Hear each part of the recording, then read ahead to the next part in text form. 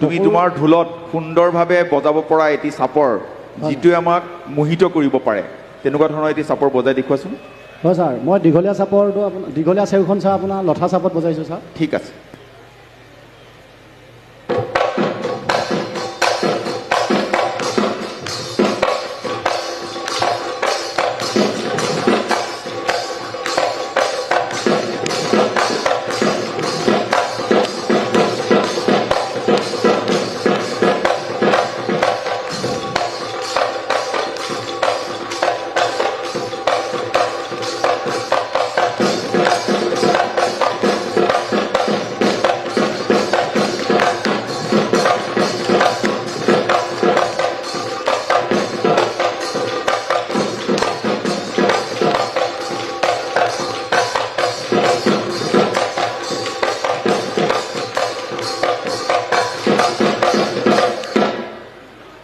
সুন্দৰ ভাল লাগিলে